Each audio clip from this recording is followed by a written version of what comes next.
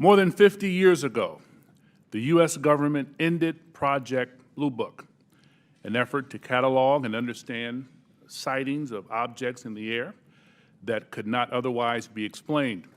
For more than 20 years, that project had treated unidentified anomalies in our airspace as a national security threat to be monitored and investigated. In 2017, we learned for the first time that the Department of Defense had quietly restarted a similar organization tracking what we now call unidentified aerial phenomena, or UAPs.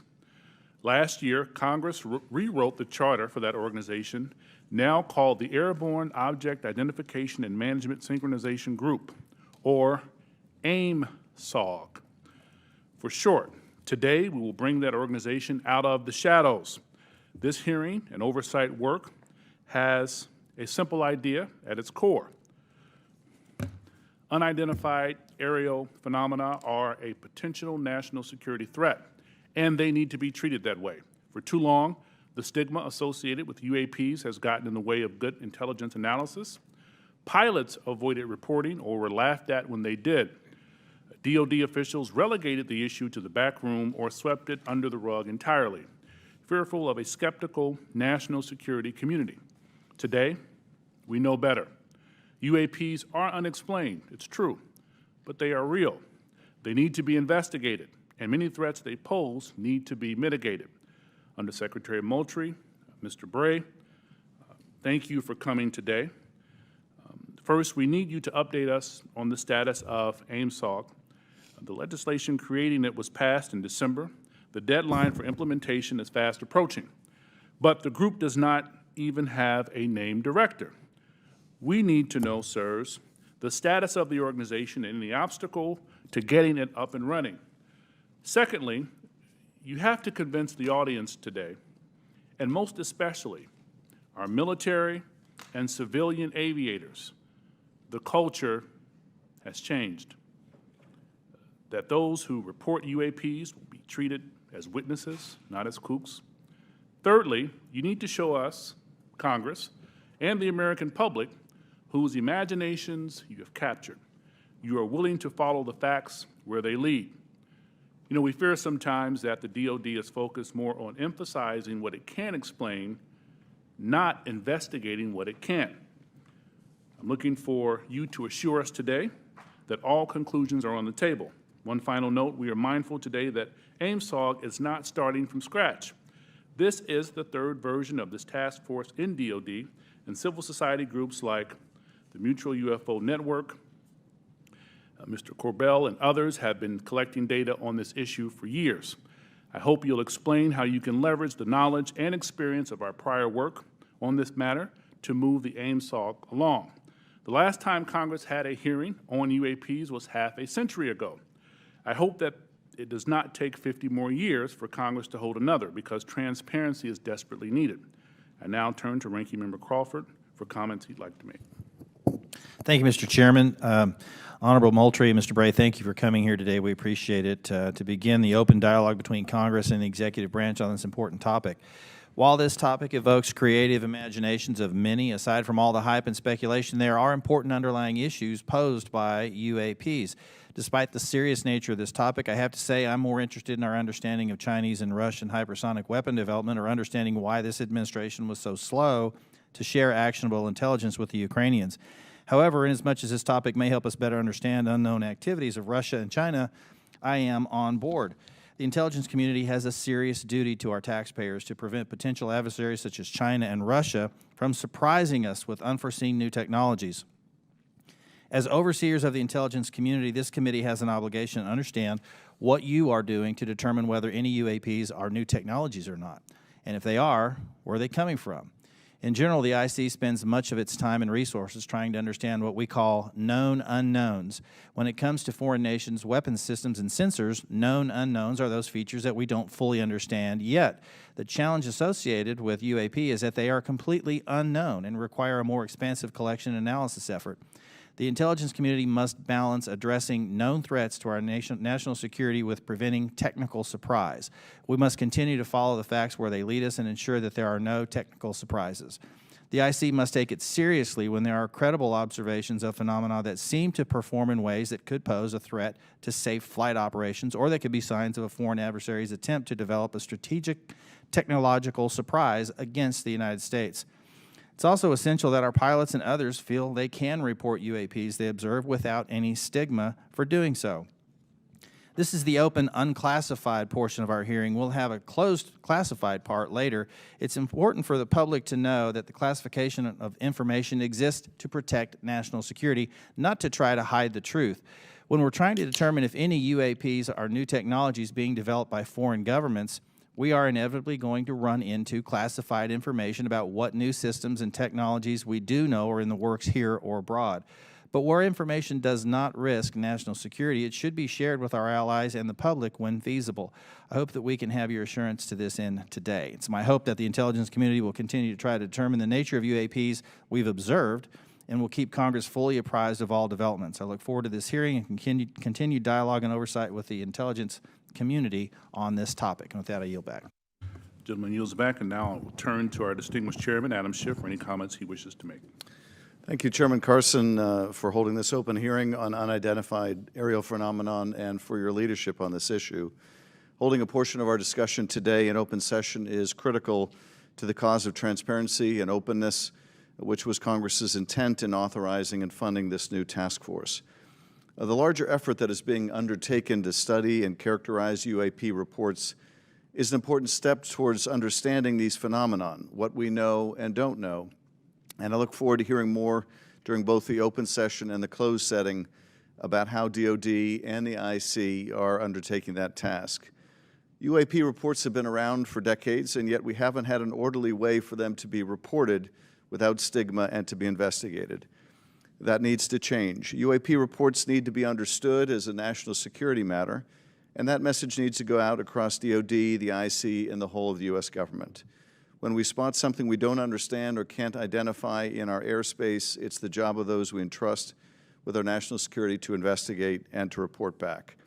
That is why it's important that we hold this open hearing for the public to hear directly from the Department of Defense on the steps it's taking to track, analyze, and transparently communicate the work that is being done on this issue. It is also the responsibility of our government and this panel to share as much as we can with the American people, since excessive secrecy only breeds distrust and speculation. I look forward to hearing how the UAP task force is being stood up, what challenges they still face, and how this committee can make sure the task force is able to shed light on one of the world's most enduring mysteries. I thank you gentlemen for your work, and be very interested to hear what you have to say. To me, among the most fascinating questions are these phenomena that we can measure. That is, instruments report there is something there. It is not the human eye confusing objects in the sky. There is something there, measurable by multiple instruments, and yet it seems to move in directions that are inconsistent with what we know of physics or science more broadly. And that to me poses questions of tremendous interest and as well as potential national security significance. So we look forward to hearing what you're able to report to us today in open session, and I want to thank Chairman Carson again for his extraordinary leadership on this issue, and I yield back. Chairman yields back. Thank you. With that, we will start our hearing. Under Secretary Moultrie, the floor is yours, sir. Thank you. Chairman Schiff, Committee Chairman Carson, Ranking Member Crawford, distinguished members of the subcommittee, it's a privilege to be here with you today to address your questions regarding unidentified aerial phenomenon, or UAP.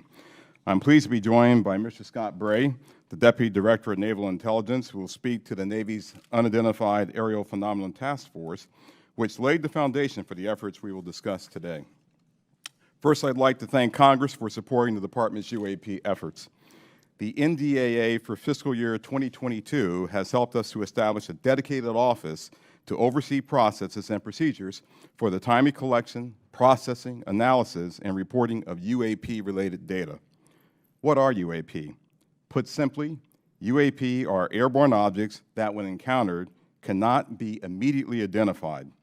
However, it is the Department's contention that by combining appropriately structured, collected data with rigorous scientific analysis, any object that we encounter can likely be isolated characterized, identified, and if necessary, mitigated. We know that our service members have encountered unidentified aerial phenomena, and because UAPs pose potential flight safety and general security risk, we are committed to a focused effort to determine their origins. Our effort will include the thorough examination of adversarial platforms and potential breakthrough technologies, U.S. government or commercial platforms, allied or partner systems, and other natural phenomena. We also understand that there has been a cultural stigma surrounding UAP. Our goal is to eliminate the stigma by fully incorporating our operators and mission personnel into a standardized data gathering process. We believe that making UAP reporting a mission imperative will be instrumental to the effort's success. The Defense Intelligence and Security Enterprise provides real-time support to our warfighters and mission personnel across all domains. To optimize the department's UAP work, we are establishing an office within the Office of the Secretary of Defense. That office's function is clear: to facilitate the identification of previously unknown or unidentified airborne objects in a methodical, logical, and standardized manner.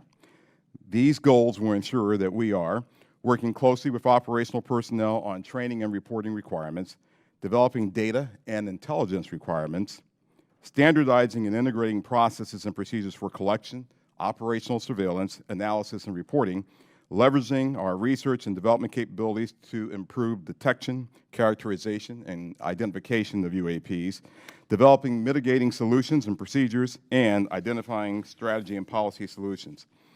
This effort will maximize collaboration and build upon already existing relationships with the Office of the Director of National Intelligence, the FAA, DHS, and the FBI.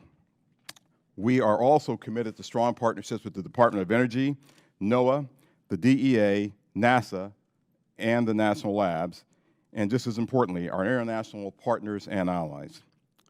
With regard to the importance of transparency, the department is fully committed to the principle of openness and accountability to the American people. However, we are also mindful of our obligation to protect sensitive sources and methods. Our goal is to strike that delicate balance, one that enables us to maintain the public's trust while preserving those capabilities that are vital to the support of our service personnel. In closing, the department is committed to this effort and welcomes the challenge. We thank you for your committed support and look forward to your questions.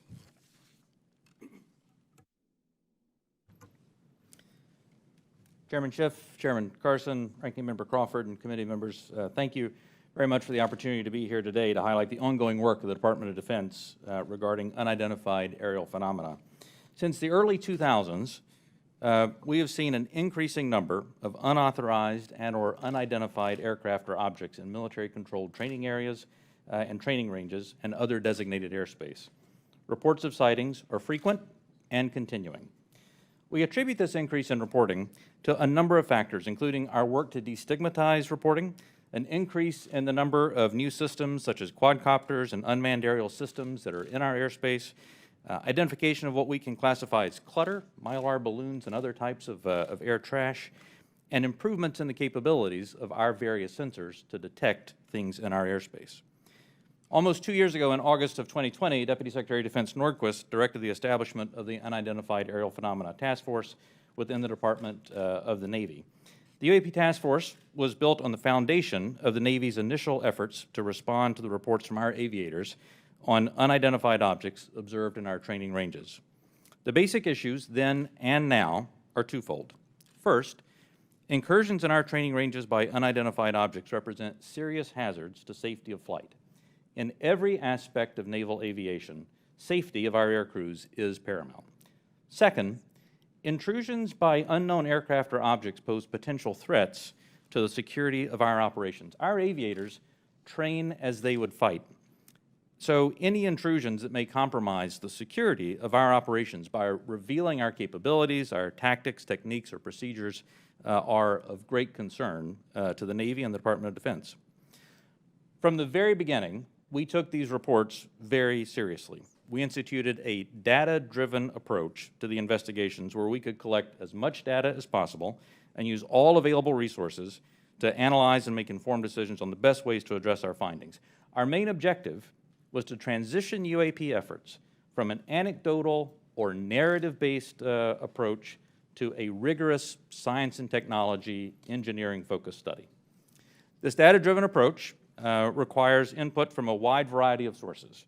In the early stages, the task force worked to standardize the reporting mechanisms and processes to make it as easy as possible for personnel to report any engagement so that we were getting that wide range of reporting that we needed.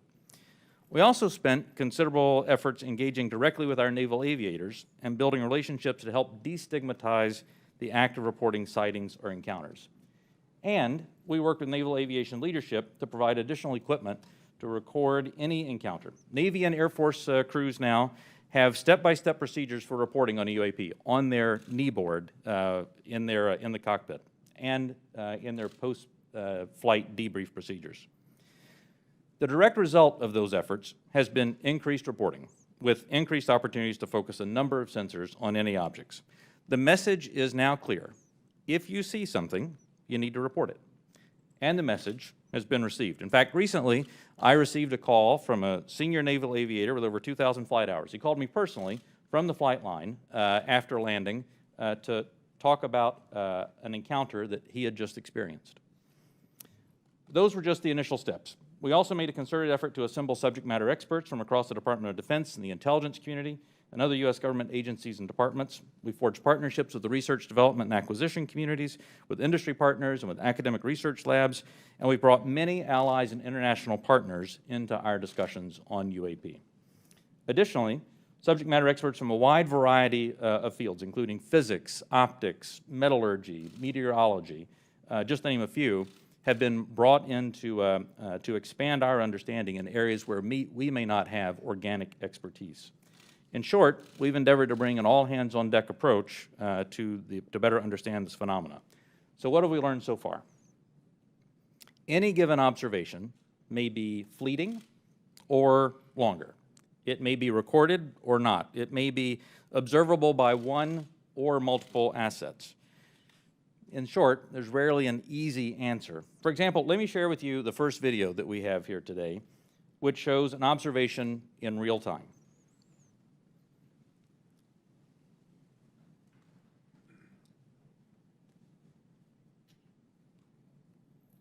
There it was.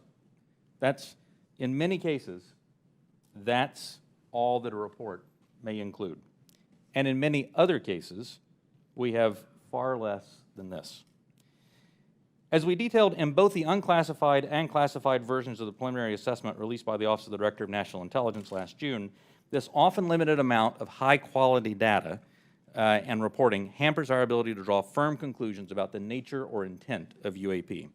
As detailed in the ODNI report, if and when individual UAP incidents are resolved, they likely fall into one of 5 potential explanatory categories: airborne clutter, natural atmospheric phenomena, U.S. government or U.S. industry developmental programs, foreign adversary systems, or a other bin that allows for a holding bin of difficult cases and for the possibility of surprise and potential scientific discovery. We stand by those initial results. Since the release of that preliminary report, the UAP Task Force database has now grown to contain approximately 400 reports. The stigma has been reduced. We've also made progress in resolving the character of a limited number of UAP encounters. For example, let me show you a couple of another video and image taken years apart in different areas. In this video, U.S. Navy personnel recorded what appears to be triangles, some flashing, recorded several years ago, off the coast of the United States.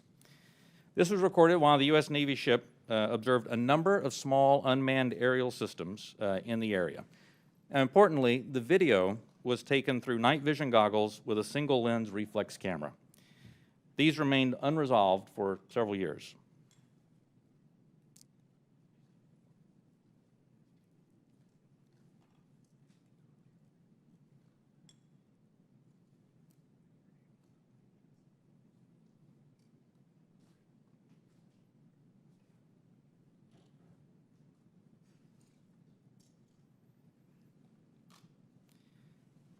Several years later, and off a different coast, U.S. Navy personnel, again, in a swarm of unmanned aerial systems, and again through night vision goggles and an SLR camera, recorded this image. But this time, other U.S. Navy assets also observed unmanned aerial systems nearby. And we're now reasonably confident that these triangles correlate to unmanned aerial systems in the area. The triangular appearance is a result of light passing through the night vision goggles and then being recorded by an SLR camera. Now, I don't mean to suggest that everything that we observe is identifiable, but but this is a great example of how it takes considerable effort to understand what we're seeing in the examples that we are able to collect. In this example, we accumulated sufficient data from 2 similar encounters from 2 different time periods in 2 different geographic areas to help us draw these conclusions. That's not always the case, though. We recognize that that can be unsatisfying or insufficient in the eyes of many. This is a popular topic in our nation, with various theories as to what these objects may be and where they originate. By nature, we are all curious and we seek to understand the unknown. And as a lifelong intelligence professional, I'm impatient. I want immediate explanations for this as much as anyone else. However, understanding can take significant time and effort. It's why we've endeavored to concentrate on this data-driven process to derive fact-based results. And given the nature of our business, national defense, we've had to sometimes be less forthcoming with information in open forums than many would hope. If UAP do indeed represent a potential threat to our security, then the capabilities, systems, processes, and sources we use to observe, record, study, or analyze these phenomena need to be classified at appropriate levels. We do not want potential adversaries to know exactly what we're able to see or understand, or how we come to the conclusions we make. Therefore, public disclosures must be carefully considered on a case-by-case basis. So what's next? We're concentrating on a seamless transition to the new organization, and future analysis of complicated issues of UAP issues will greatly benefit from the infrastructure, the process, and the procedures that we've developed to date. I'm confident that the task force, under Navy leadership, has forged a path forward that will allow us to anchor assessments in science and engineering by anecdotal evidence. We remain committed to that goal, as I know the USDI organization does as well. So thank you very much for your interest and continuing support for the UAP Task Force. The team's made a lot of progress, but we really are just establishing the foundation for the more detailed analysis that's yet to be done. And with your continued support, we can sustain that momentum necessary to produce data-centric analysis and understanding of the phenomena. I look forward to your questions. Thank you. Thank you, Mr. Bray. This is the 3rd version of this task force, and to be frank, one of Congress's concerns is that the executive branch in administration from both parties has been sweeping concerns about UAPs under the rug by focusing on events that can be explained and avoiding events that cannot be explained. What can you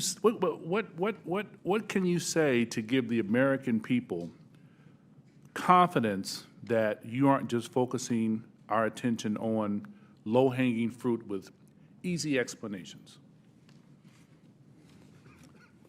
Congressman, I'll start, and then Mr. Bray, please feel free to weigh in. So the way that we're approaching this is with a more thorough, standardized methodology than what we have in the past. First and foremost, the Secretary of Defense is chartering this effort. This is not someone lower in the Department of Defense. And he has assigned that task to the Office of Secretary of Defense, the Undersecretary for Intelligence and Security, that's me, because I'm responsible for looking at intelligence matters, I'm responsible for security matters. This is potentially both. So when you start concerning ourselves with the safety of our personnel, the safety of our installations and bases, there's no other higher priority than what we have than actually getting after this. And as you have stated, we have been assigned that task to actually stand up an office, the AIM-SOG, which I believe the name, sir, will likely change. But we have moved forward in terms of moving to establish that office. We have, as of this week, picked a director for that effort, a very established and accomplished individual. We've identified spaces. We've worked with personnel across the Department of Defense, with the services, and we've worked with the IC, which is on board in helping us work through this standardized methodology for now, bringing in data, analyzing that data, and reporting that data in the appropriate method and appropriate means so we can either get it to our service personnel to ensure their safety, or get it to you and the Congress and to the public to ensure that you have oversight to what we're doing. So chartered by the Secretary of Defense, standardized, and really a methodical approach. It's something that we're doing that has not been done before. Can we get some kinds of assurances that your analysts will follow the facts where they lead and assess all hypotheses? Absolutely. So we're open to all hypotheses. We're open to any conclusions that we may encounter. Quickly, before I pass it to the ranking member and Chairman Schiff, I want to thank you both for taking the time, and I had a good time meeting with you last week, Director Moultrie, Undersecretary Moultrie. It's fair to say that you are a science fiction fan, is that correct? It is fair to say that I am an inquisitive mind who has spent 40 years in the intelligence field and has focused on both science and science fiction. That is fair. Could you tell us about it? Yeah, well, yeah, look, my generation grew up looking at space sagas and the Apollo program. So all of us who grew up in the 60s were just thrilled by watching our first astronaut land on the moon. That was a momentous occasion. To people who were of different generations, some of them didn't believe that it happened. I still have relatives and friends who don't believe it happened, right? Science fiction to them. But to us, it was, no, that's the progress that we've made. And so I was enthralled by that, and I've taken that to heart. I enjoy the challenge of what may be out there. I have mentioned to you that, yes, I have followed science fiction. I have gone to conventions, even. I'll say it on the record. Got to break the ice somehow. But, you know, I have done that, right? But there's nothing wrong with that. Don't necessarily dress up, but I do, you know, I do believe that it's important to show that the Department of Defense has, you know, we have character. And we're people just like you, just like the American people. We have our inquisitiveness. We have our questions. We want to know what's out there as much as you want to know what's out there. We get the questions not just from you, we get it from family members. And we get them night and day, not just in committee hearings. So finding what's out there is important, but first and foremost, it's important for us to do that so that we can ensure that our people, our personnel, our aviators, our bases and installations are safe. And then that curiosity factor is something else that we just want to know, because that's the human race. It's just, you know, that insatiable desire to know. Thank you, sir. Ranking Member Crawford. Mr. Moultrie, you said you don't necessarily dress up. That wasn't a real strong statement. Gentlemen, thank you for being here today. We appreciate it. And thank you, Mr. Moultrie, for breaking the ice the way you did. Appreciate that. The inability to understand objects in our sensitive operating areas is tantamount to an intelligence failure that we certainly want to avoid. This is not about finding alien spacecraft, but about delivering dominant intelligence across the tactical, operational, and strategic spectrum.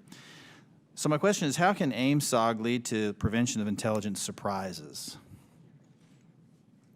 Sure, I'll start with that. So the goal of our effort is to integrate it into what we already do on a normal basis, which is look for the unknowns, Congressman, as you stated in your opening remarks, across all domains. So we've been doing this for decades. We've been looking at the space domain, looking at space objects, looking at space weather, looking at space phenomenon. We've been looking at things in the air domain, and we, as you know, and I'll talk more about this in classified session, but we have a very concerted effort to understand adversarial platforms and adversarial developmental programs. And we do that also in the ground domain. And of course, we're very interested in what happens in the underwater or sea domain, if you will, subsurface domain.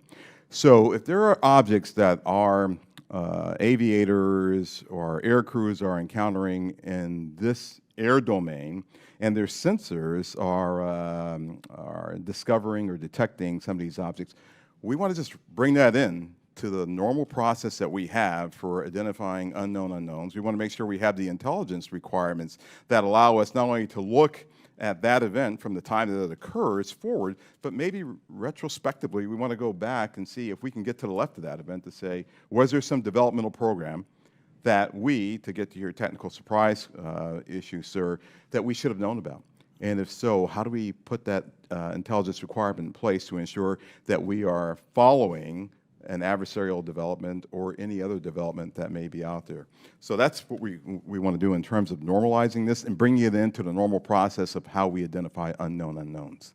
So you mentioned fidelity, and I think it's important to talk about the relationship from the Navy as the lead agency on this. How do you interact with Space Force, Air Force to create that degree of fidelity? We're talking about sensors and so on, and I guess where I have some concerns that many of the images that we see commonly in this committee and even in open source, the resolution and the clarity that would allow a robust technical intelligence analysis is challenging. So is AIMSOG prepared to address the quality and quantity of data collected on UAP to advance intelligence collection? And do you have the adequate sensors you need to collect that high-quality data? One of the lines of effort that we have is looking at our sensor capabilities and to understand whether or not, as the video showed that Mr. Bray displayed, sometimes it's very fleeting data that we have on some of these objects. And we want to make sure that, one, our systems are calibrated to actually be able to collect on the objects. You know, our sensors today they're calibrated for specific things. We want to make sure they're calibrated for things of this nature, things of this size, things of this velocity, if I can use that term.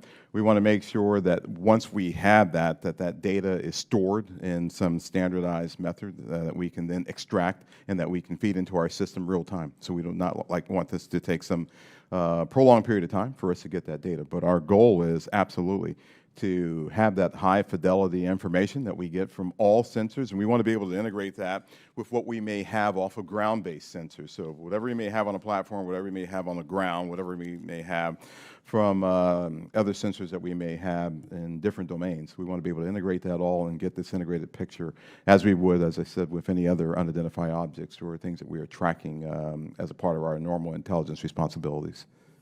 Thank you. Last question, Mr. Bray, if you would. I'm a Navy pilot. I've encountered a UAP. Walk me through the reporting protocol once I see something that I think needs reported.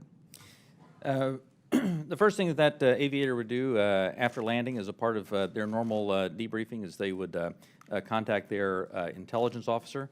Their intelligence officer would then walk them through first filing data preservation to ensure that whatever sensor data may be on the aircraft, that we preserve that so that it's available for later analysis.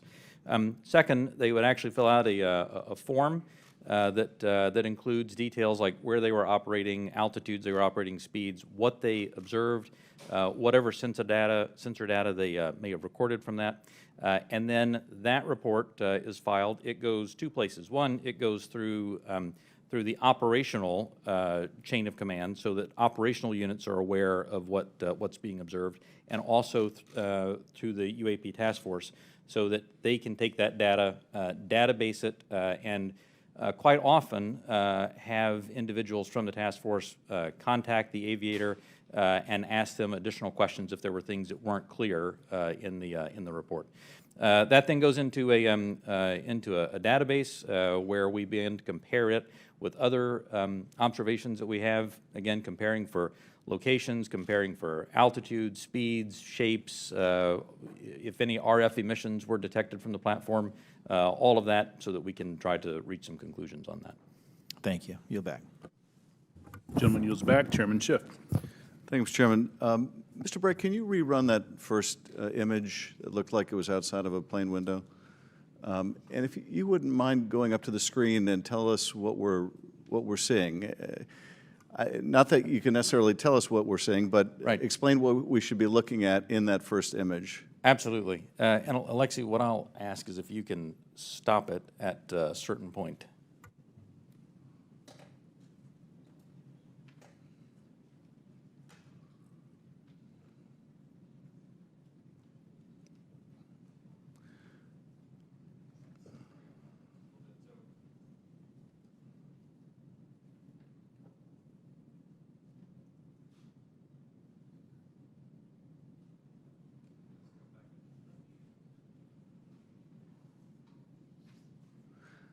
And are we looking outside of a civilian aircraft window? Is that what we're looking at? You're looking outside a U.S. Navy F-18. Okay. And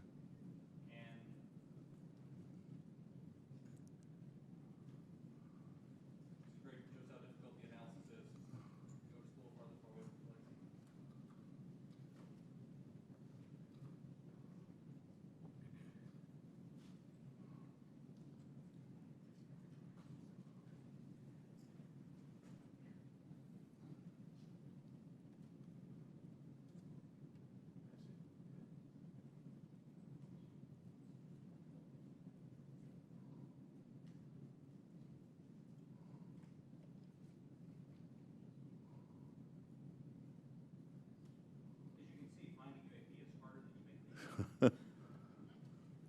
What you'll find eventually on this, when we find the right frame, is for literally about one frame here is a spherical object that passes right through here, passes right through there because the aircraft is moving pretty fast in this direction with the flyby of it. And it is a, Is that it right there? that is it. There we go, off in the distance. Can you point to the screen again what we're supposed to be looking at?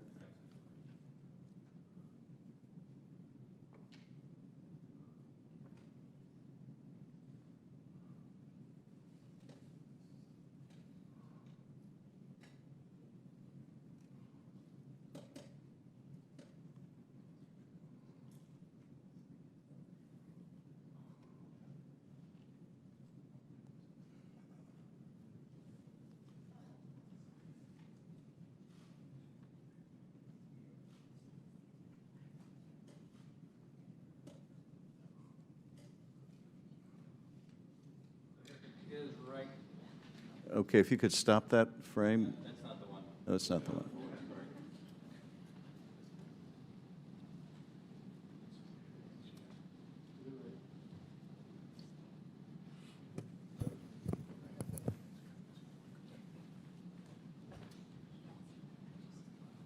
Alexei, just push play. Let's see if.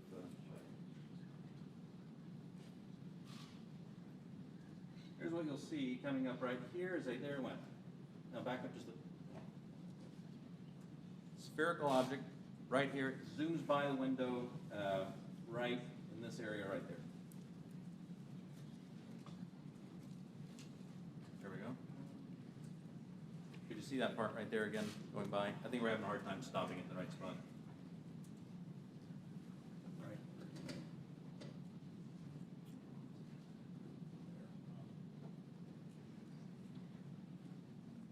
Okay. So as you can see, it's difficult, and I think a part of the issue here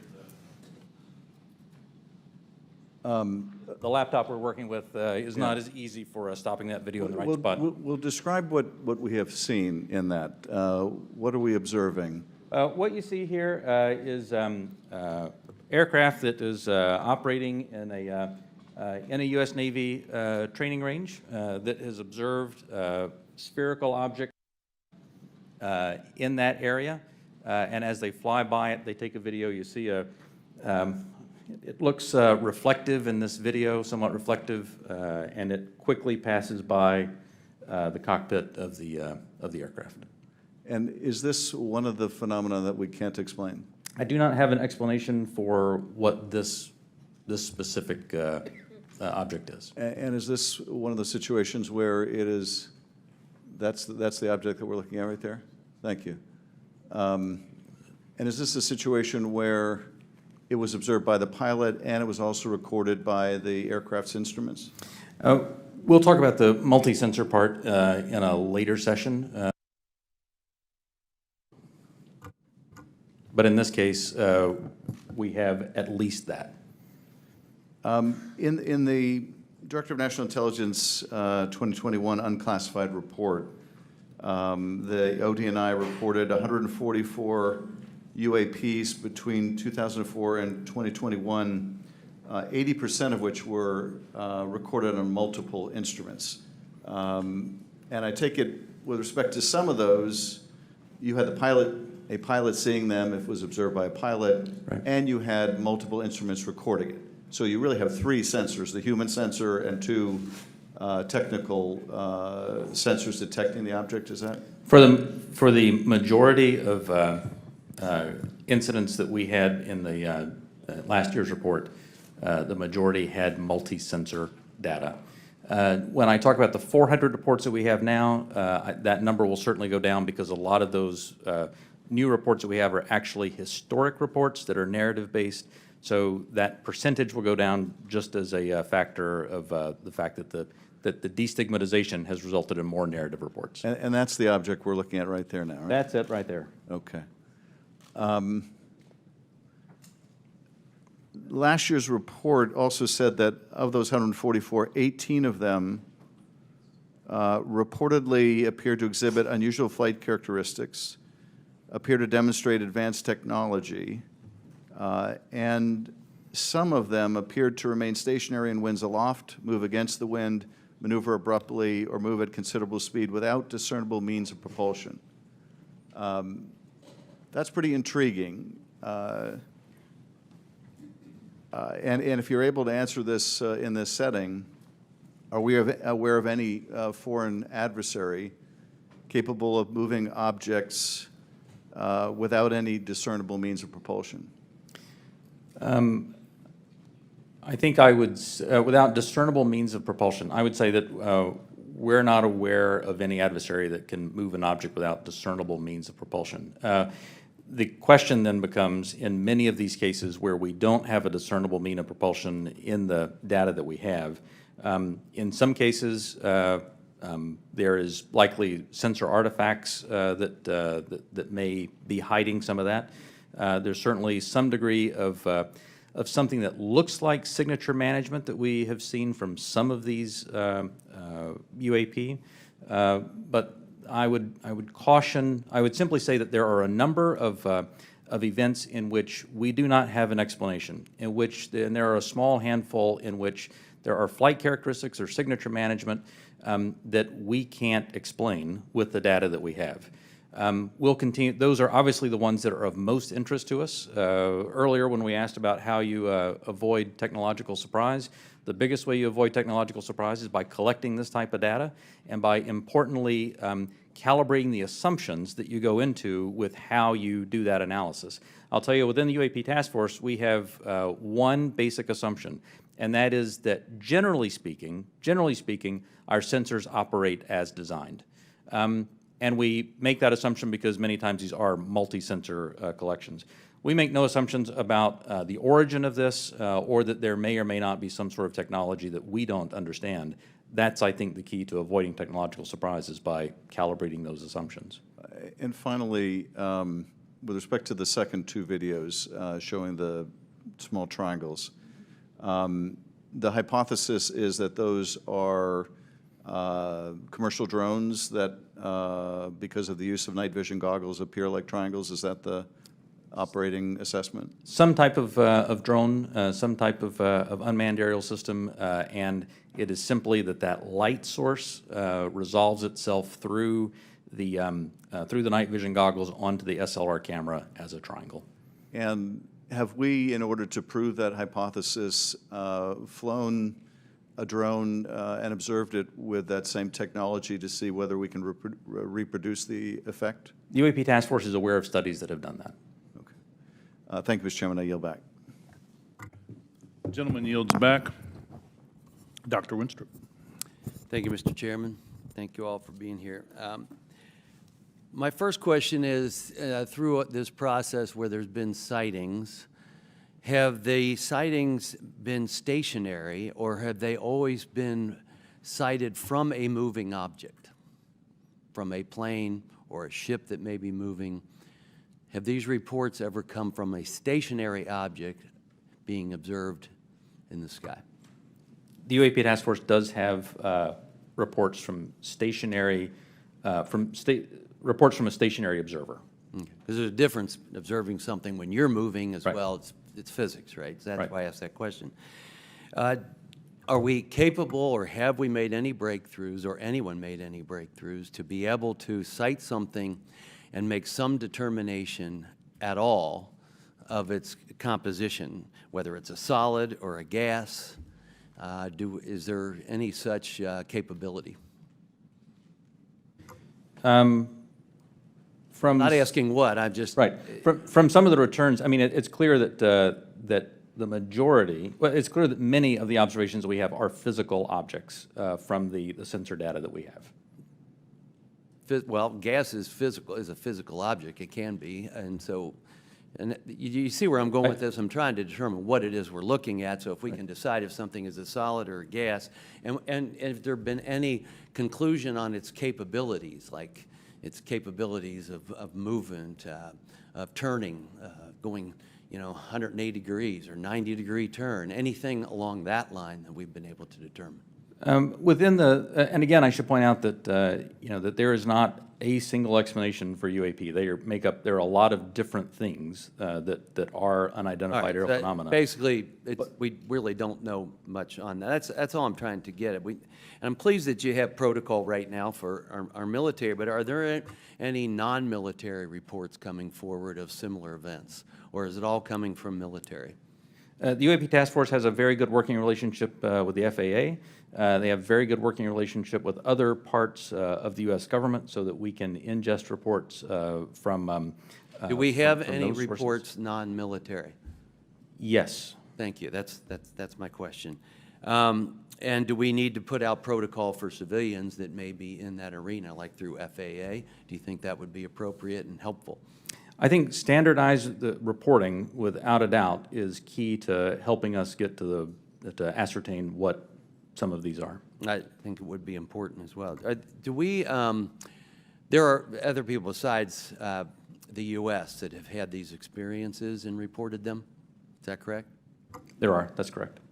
Is it all of our allies, or is it allies and adversaries? What have we learned publicly? So some of that, I think, sir, we'll save for closed session. Well, that goes to my next question. Publicly, have others made anything which would not have to be considered closed? I don't want you to answer what they've said necessarily. Allies have seen these. China has established its own version of a UAP task force, so clearly a number of countries have observations of things in the airspace that they can't identify. And do we share data with some, with all? Are they sharing with us? We share data with some, and some share data with us. But not necessarily all that have publicly reported something? That's correct. Okay. And I think that's an important thing, and for the other session, actually, that we don't discuss that now.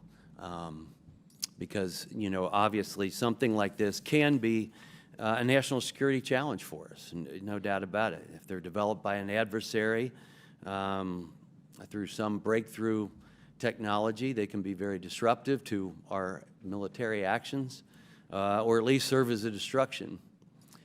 So my caution would be careful who we share our data with, and don't necessarily trust some of the data we may get from someone else. And with that, I yield back. Gentleman yields back. Mr. Himes. Thank you, Mr. Chairman. One of the objectives of this open hearing is to try to erode some of the stigma that attaches to, in particular, our military men and women reporting this. It's obviously really very serious because should one of our adversaries have developed a technology that we don't know about it, we need to know about it yesterday. And obviously, any sort of stigma that prevents our military from reporting this data as comprehensively as possible is a national security threat. So I really just have two questions in the service of that goal. The first is, the chairman asked that we run that video again. Most people, when they see a video, we're all used to seeing things from a car, seeing things from a sidewalk. Very few people have the experience of observing something through night vision goggles at Mach 1.5. So just talk for a minute about, if you would, whichever of you is most appropriate, how radically different observation is at high speed and 3 dimension than it is for most of us who walk around and drive cars. So the first thing I think that's important to note about this is there are lots of things when you are moving very fast and an object is between you and a stationary reference point like the ground, it gives a lot of different impressions about how quickly something is or isn't moving. And it actually means that it is a challenge, especially with narrative-based data, to get a lot of information on that. That's why the sensor data is so important, because things do happen very quickly, as you see there.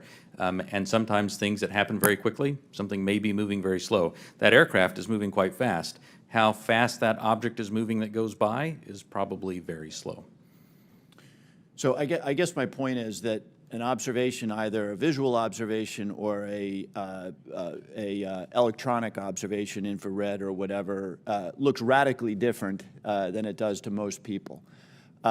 Even instruments are on gimbals and that sort of thing, so that creates a very unusual view to, again, those of us who are used to seeing things in 2 dimensions largely. And second question. I think, Mr. Bray, you said something that I want to unpack a little bit. A number of these UAPs, you said, we can't explain. Again, in the service of sort of reducing speculation and conspiracy theories, we can't explain can range from a visual observation that was distant on a foggy night, we don't know what it is, to we've found an organic material that we can't identify, right? Those are radically different worlds. So when you say we can't explain, give the public a little bit better sense of where on that spectrum of we can't explain we are. Are we holding materials, organic or inorganic, that we don't know about? Are we, picking up emanations that are something other than light or infrared that could be deemed to be communications? Give us a sense for what you mean when you say we can't explain. Sure. When I say we can't explain, I mean exactly as you described there, that there is a lot of information, like the video that we showed, in which there's simply too little data to create a reasonable explanation. There are a small handful of cases in which we have more data that our analysis simply hasn't been able to fully pull together a picture of what happened. And those are the cases where we talk about where we see some indications of flight characteristics or signature management that are not what we had expected. When it comes to material that we have no material. We have detected no emanations within the UAP task force that would suggest it's anything non-terrestrial in origin. So there's, when I say unexplained, I mean everything from too little data to the data that we have doesn't point us towards an explanation, but we'll go wherever the data takes us. Again, we've made no assumptions about what this is or isn't. We're committed to understanding these, and so we'll go wherever that data takes us. Thank you. That's very helpful, and so I think it bears emphasis. When you say we can't explain, everything that you can't explain is in a bucket called data. Is that correct? And that would mean data collected by sensors, visual observations, everything that we can't explain, quote unquote, is in a bucket called data. Right. A narrative report from the early 2000s, if it just had a little bit of information on it, would be in our database and it would be unresolved. I would add to that, it's insufficient data. I mean, that's one of the challenges we have. Insufficient data either on the event itself, the object itself, or insufficient data or plug-in with some other organization or agency that may have had something in that space at that time. So it's a data issue that we're facing in many of these instances, Congressman. Understood. Thank you very much. Yield back. Gentleman yields back. Mr. Gallagher. Thank you, Mr. Chairman. Thank you for allowing me to join this hearing. I really appreciate the witness's testimony. Mr. Moultrie, as the chairman mentioned, DoD had an initiative to study UFOs in the 1960s called Project Blue Book. It's also been well reported in our briefing and in other places that we have more recent projects, specifically ATIP. Could you describe any other initiatives that the DoD or DoD contractors have managed after Project Blue Book ended and prior to ATIP beginning? Did anything also predate Project Blue Book? So I can't speak to what may have predated Project Blue Book. I mean, of course, there's Roswell and all these other things that people have talked about over the years. I'm familiar with Blue Book. I'm familiar with ATIP. I haven't seen other documented studies that have been done by DoD in that regard. So you're not aware of anything in between Project Blue Book and ATIP? I'm not aware of anything that's official that was done in between those two. Hasn't been brought to my attention. Okay. Additionally, are you aware of any other DoD or DoD contract programs focused on UAPs from a technological engineering perspective? And by that I mean, are you aware of any technology initiatives focused on this topic other than initiatives focused on the individual case investigations? I am not aware of any contractual programs that are focused on anything related to this other than what we are doing in the Navy Task Force and what we are about to launch in terms of our effort. Same question for you, Mr. Bray. Same answer, not aware of anything outside what we are doing in the UAP task force. So just to confirm, you're not aware of any technology or engineering resources that have been focused on these efforts besides what we've mentioned today? Once again, I'll say no contractual or programmatic efforts that are involved. The reason why I qualify it that way, let me qualify it that way. I can't speak to what people may be looking at in the department. Somebody says, I'm looking at something that may be unidentified, and I can't speak to that. I speak to official programs that we have on the record. It's also been reported that there have been UAP observed and interacting with and flying over sensitive military facilities, particularly, and not just ranges, but some facilities housing our strategic nuclear forces. One such incident allegedly occurred at Malmstrom Air Force Base, in which 10 of our nuclear ICBMs were rendered inoperable.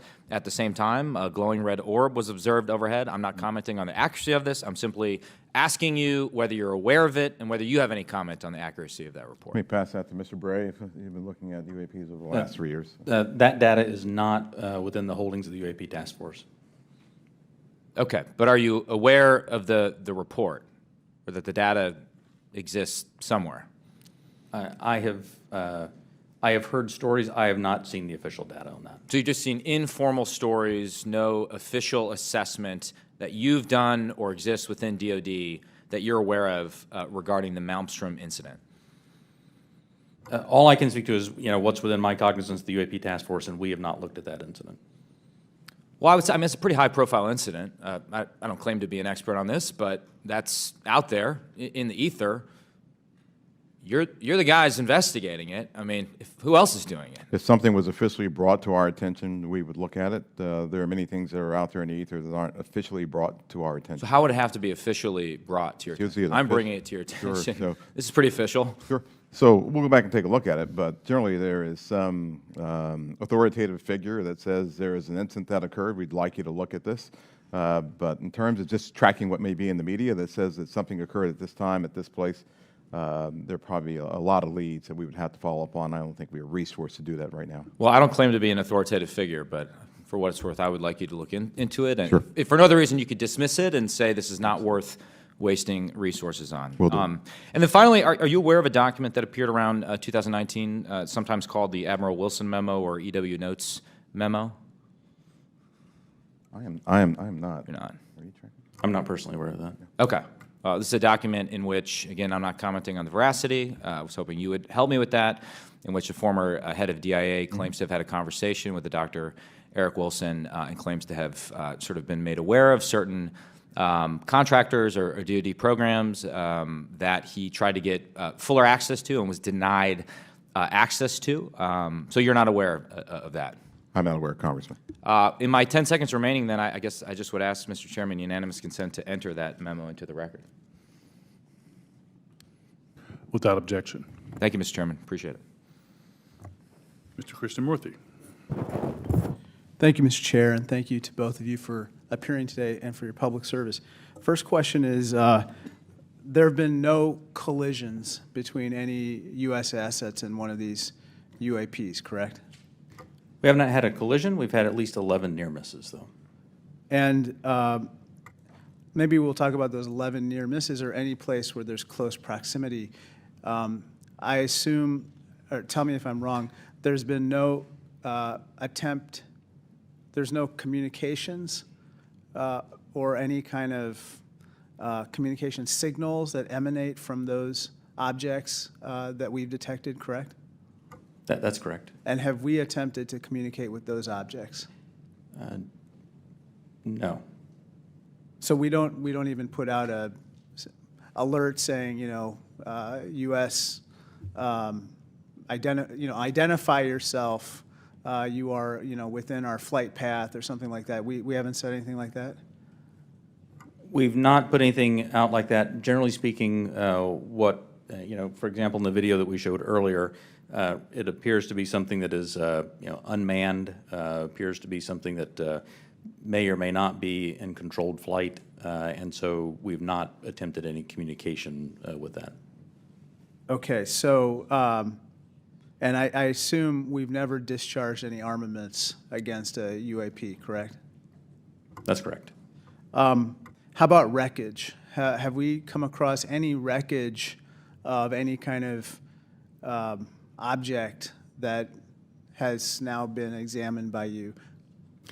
The UAP task force doesn't have any wreckage that isn't explainable, that isn't consistent with being of terrestrial origin.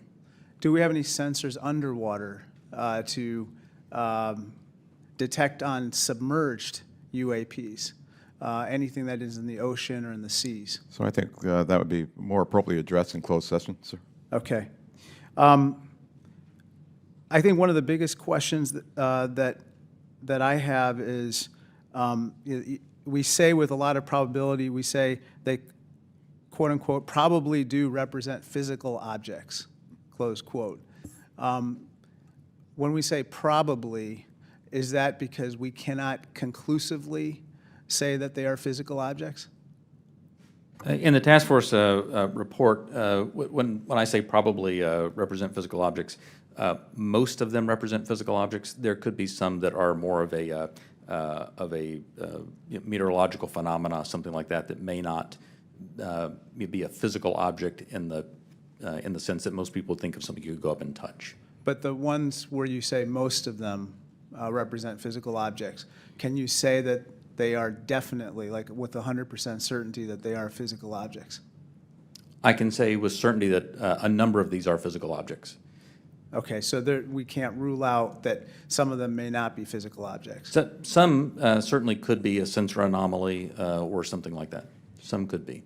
Now, how about with regard to UAPs? We've talked about UAPs on training areas, but obviously there's some sensor bias. I would think we put sensors in training areas. How about with regard to non-training areas? Do we track what's in open source and what civilians and others have tracked? And have we found similarities to what they've observed in terms of UAPs in non-training areas to the ones that are in training areas? The UAP task force has worked very hard to make sure the data set that we're working with is a data set that we have very good control over that data. So we have some partnerships with FAA so that we get some of that, so we get that reporting in. But if it comes to just open source reports or someone says that they saw something, that generally does not make it into our database. So basically, it sounds like we have a good partnership with FAA, but apart from FAA, we don't have partnerships with other agencies or other entities that might be tracking so that we could enlarge our data set to make comparisons. So we will. So that's the goal of this next effort, will be to expand that relationship with the rest of government and the interagency, so we can understand what they're seeing, what we're seeing. We can correlate on each other's holdings Because and I hopefully think, resolve this. sorry to interrupt, but I think that we might have a bias right now going on with regard to just reporting on UAPs being in training areas when we don't really track what's happening elsewhere. Last question, have our encounters with UAPs altered the development of either our offensive or defensive capabilities or even our sensor capabilities? We'd save that for the closed session. Okay, great, thank you. Mr. LaHood. Thank you, Mr. Chairman, and I want to thank the witnesses for being here today. Obviously, this topic of UAPs has attracted a lot of interest in people that are curious about this hearing today. As we talk about, and I would say there's a lot of what I would call amateur interest groups that are involved in the UAP field. My question is, when there are unsubstantiated claims or manufactured claims of UAPs or kind of false information that's put out there, what are the consequences for people that are involved with that or groups that are involved with that? So one of the concerns that we have is that there are a lot of individuals and groups that are putting information out there that that could be considered to be somewhat self-serving. We're trying to do what's in the best interest of, one, the Department of Defense, and then two, what's in the best interest of the public, to ensure that we can put factual-based information back into the mainstream and back into the bloodstream of the reporting media that we have, so people understand what's there. It's important because we are attempting, as this hearing has drawn out, to understand, one, what may just be natural phenomenon, two, what may be sensor phenomenology or things that were happening with sensors, three, what may be legitimate counterintelligence threats to places that we have or bases or installations, or security threats to our platforms. And anything that diverts us off of what we have with the resources that have been allocated to us send us off in these spurious chases and hunts that are just not helpful. And they also they also contribute to the undermining of the confidence that the Congress and the American people have that we are trying to get to the root cause of what's happening here, report on that, and then feed that back into our national security apparatus so we are able to protect the American people and our allies. So it is harmful, it is hurtful, but hopefully if we get more information out there, we'll start to lessen the impact of some of those spurious reports. So just taking that a step further, so that misinformation, false narratives, manufactured, so what are the consequences? Are there legal consequences? Are there examples that you can give us where people have been held accountable by this misinformation or disinformation? I can't give you, any examples where somebody's been legally held liable for putting something out there, but... Well, I guess what's the deterrent from people engaging in this activity? I don't know. I don't have that answer. That's something that, welcome the dialogue with Congress to talk about that with the members who, help legislate those laws to say what should be the legal ramifications that we could use to potentially hold individuals accountable, whether it be citizens or information that might be injected into our media by other forces or other countries, if you will. And in terms of DOD's review and analysis in this field, I mean, is there a standard in place when it comes to UAPs? I mean, is there any guidance you look to that's codified in law or otherwise within DOD that kind of sets out the standards for UAPs and what to look for? I think that's part of what the group that we're standing up now will be chartered to do. We're actually, from my organization, we'll be looking at policy and standards that we have to come to you and work with you to actually put in place and promulgate across our government. Thank you. I yield back. Gentleman yields back. Mr. Welch. Thank you. I'm going to follow on the line of questions from Mr. LaHood. Gentlemen, what seems incredibly difficult for you is that there's two almost competing but different narratives. One is no one knows whether there's extraterrestrial life. It's a big universe, and it would be pretty presumptuous to have a hard and fast conclusion. And then if there is, it's not beyond the realm of possibility that there is some exploration coming here. And that underlies a lot of the reports you get. I think Mr. LaHood was asking about that. People think there must be extraterrestrial life, and it's not at all beyond the pale that there would be a visit here. On the other hand, as the DOD, you have the responsibility to make sure that our national security is protected, and that if there are surveillance drones or active drones that can disable our systems, that has to be analyzed, has to be stopped. So how do you divide how do you separate your responsibilities where you get all these reports from folks who maybe in good faith, maybe not, believe that you should be investigating every possible report of a extraterrestrial incident? I'll start with you, Mr. Moultrie. Sure, indeed, Congressman, and thank you for the question. It's important that we, as a part of this effort, really build out the relationship that we have with others, including NASA, and for the reasons that you just pointed out. So there are elements in our government that are engaged in looking for life in other places, and they have been doing that for decades, right? They've been searching for extraterrestrial life. There are astrobiologists who have been doing this too. We're a part of that same government, and so our goal is not to potentially cover up something if we were to find something. It's to understand what may be out there, examine what it may mean for us, if there are any, from a defense perspective, any national security implications or ramifications, but then to work with organizations as appropriate, if it's a weather phenomenology with NOAA, if it's a potential for extraterrestrial life or an indication of extraterrestrial life, with someone like NASA. So the transparency actually is very important. Completely. For public consumption. Completely.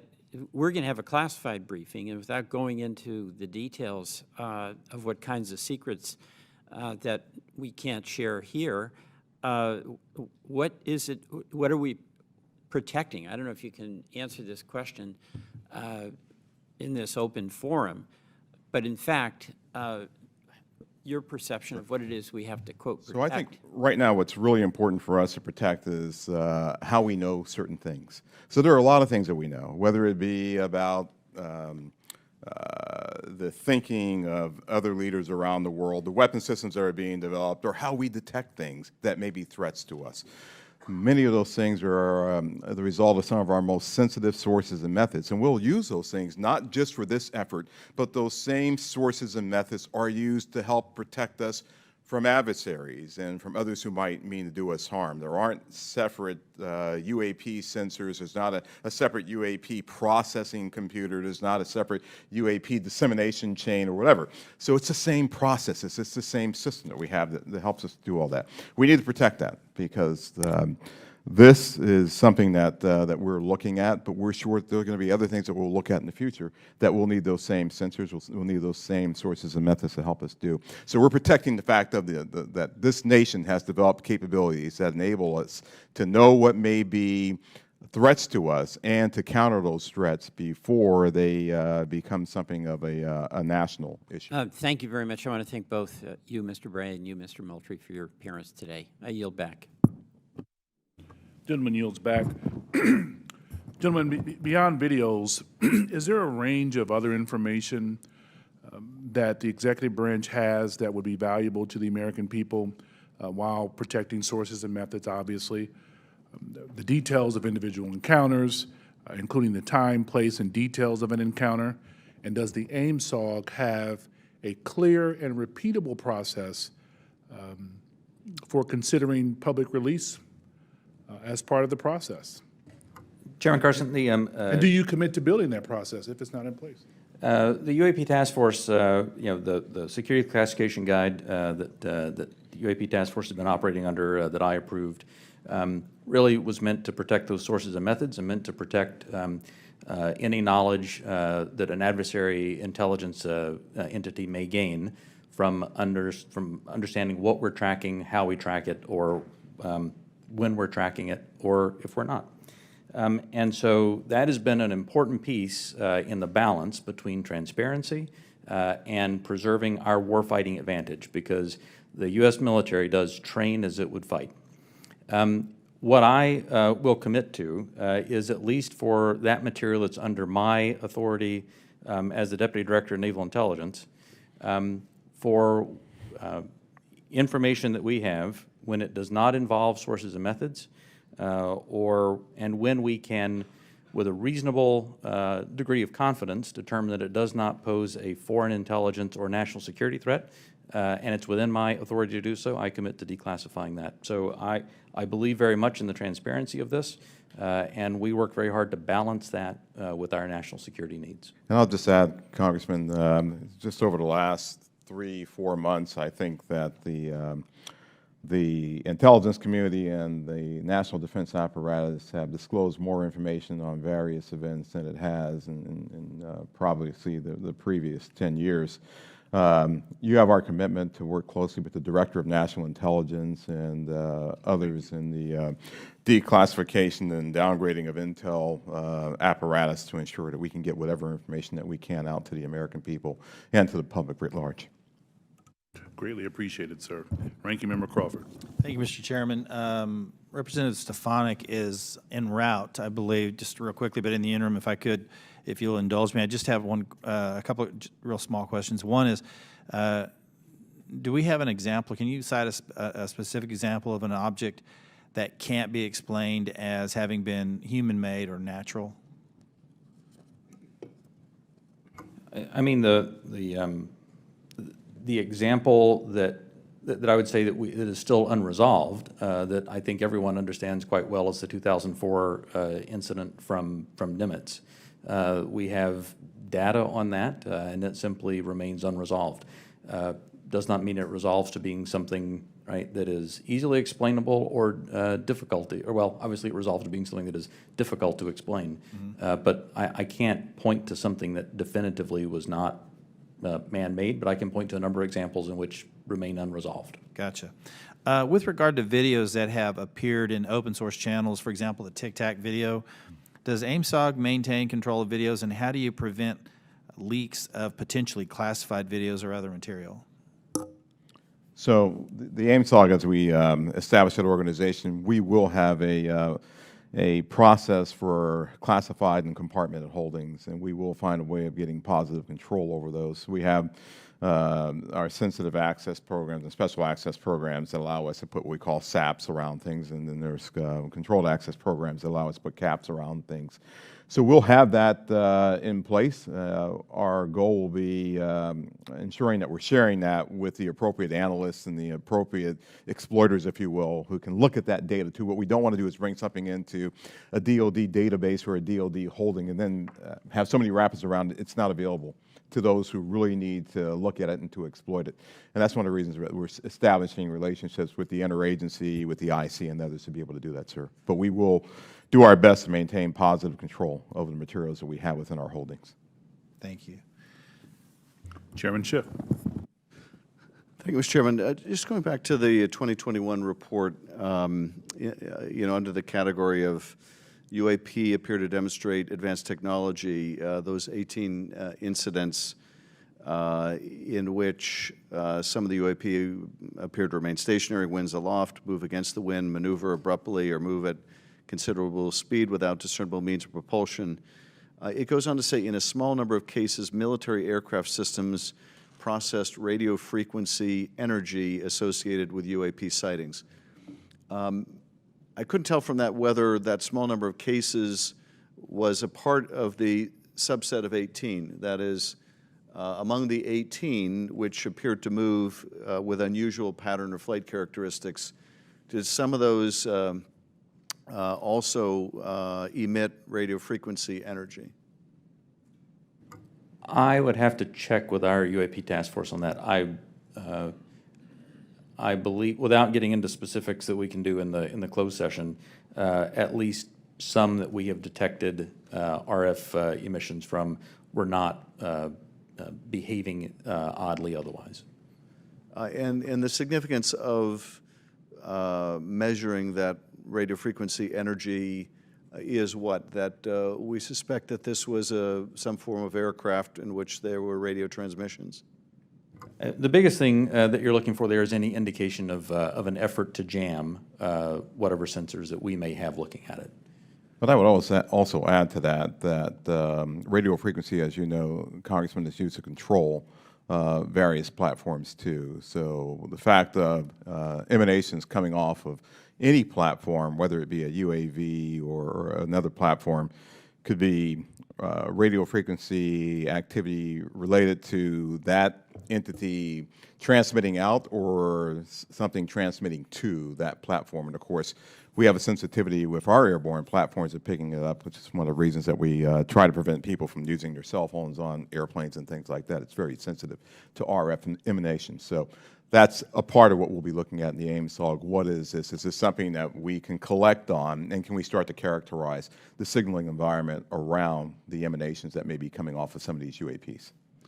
So that energy then that was recorded could be either an effort to jam, or it could be an effort to control a UAV, or any other communication with that craft. I would say that's accurate. Right. Thank you, Mr. Chairman. Thank you, Chairman. As the ODNI report makes clear, one possible explanation for UAPs is that we are detecting U.S. aircraft, either secret air programs or even test prototypes. I won't ask you in this setting, obviously, to describe any secret DoD programs. That said, I do want to make sure the U.S. government isn't chasing its own tail. Firstly, do you have a clear and repeatable process to check with compartmented programs about whether a UAP sighting is attributable to a U.S. aircraft? Secondly, does the AIMSOG staff have the clearances and read-ons that they need to investigate all of these incidents? And thirdly, when your staff cannot be read on, are your questions to those who are read on even being answered? So I'll start, and then I'll pass that to Mr. Bray. So we're very conscious of the potential blue-on-blue issue or U.S. on U.S., and so we've established relationships with organizations and entities that are potentially flying or developing platforms for their own interests, if you will. And our goal is to continue, and we have a repeatable process. I think we've had that process for some time, to deconflict activities that we may have to ensure that we are not potentially reporting on something that may be a developmental platform or a U.S. operational platform that is performing either testing or performing a mission. So we will have that in place. We've already had those discussions with organizations and entities. We want to ensure that we're protecting their equities. We want to ensure that we're protecting their sources and methods while also getting at what we have here. We want to be able to deconflict those. Absolutely. The UAP Task Force has had a process in place to work with other elements of the Department of Defense and other elements of the government to ensure that that there is an as simple a way as possible to deconflict those. And when we reference that in the report, I should say that we were simply accounting for the fact that there could possibly be one or two data points that had leaked through, but we were quite confident that was not the explanation. How are you all liaisoning with Space Command? Specifically, how are you partnering with the parts of the U.S. Space Command responsible for space domain awareness? And how, if at all, are you partnering with the Space Force to analyze UAPs? The UAP Task Force has a very good relationship with Space Force, as it does with the rest of the Department of Defense.